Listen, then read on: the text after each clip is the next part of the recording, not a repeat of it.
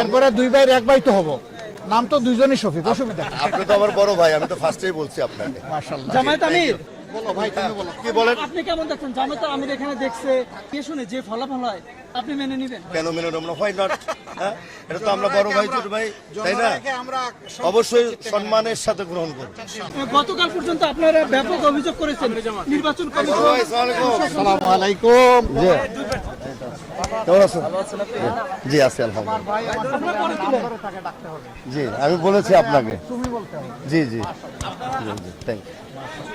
ভালো শরীর ভালো আছে আপনার? সুন্দরভাবে চলো, এরপরে দুই ভাইয়ের এক ভাই তো হবো, নাম তো দুইজনই শফিক, অসুবিধা নেই। আপনি তো আমার বড় ভাই, আমি তো ফার্স্টেই বলছি আপনাকে। মাশাআল্লাহ। জামায়াত আমির, গতকালকে থেকে আপনারা নানান অভিযোগ করতেন, প্রশাসন, অপোনেন্ট পার্টি, হ্যাঁ, যেখানে জায়গা থেকে যেখানে সমস্যা ওখানেই অভিযোগ করেছি, যেখানে সমস্যা নাই সেখানে কোনো অভিযোগ নাই। এখন সেই অভিযোগগুলোকে সমাধান আমরা দেখিনি।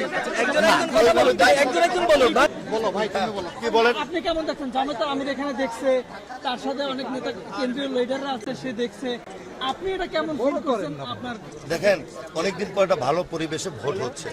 আমরা সকল দলেই চাই তাদের জনগণের যে ভোটের অধিকারটা, অন্ততপক্ষে সেই অধিকারটা রক্ষা হোক, এবং সেই ভোটের সুরক্ষা দেওয়ার জন্য আমরা উভয়ে মিলে আমরা জনগণের পক্ষ থেকে তাদেরকে সহযোগিতা করব। ভোট পরিচালনা যারা করছে তাদেরকেও আমরা যদি কোনো বিষয় প্রয়োজন হয় আমরা তাদেরকে সহযোগিতা। বিশেষ করে এই শুনে যে ফলাফল হয় আপনি মেনে নেবেন? কেন মেনে নেব না? Why not? হ্যাঁ, এটা তো আমরা বড় ভাই ছোট ভাই, তাই না? জনগণকে আমরা অবশ্যই সম্মানের সাথে গ্রহণ করব। যদি কিনা কোনো ধরনের এখন পর্যন্ত পরিবেশ ভালো আছে মনে করছে, অনেকদিন পরে ভোটারের সমাগম বেশি, দুই একটা জায়গায় একটু ঝামেলা থাকবে, এটা আমাদের কাছে সব মনে বড় একটা আলাপ করে বিষয়। মিট করে নেব। ঠিক আছে, thank you. Thank you so much. যাবে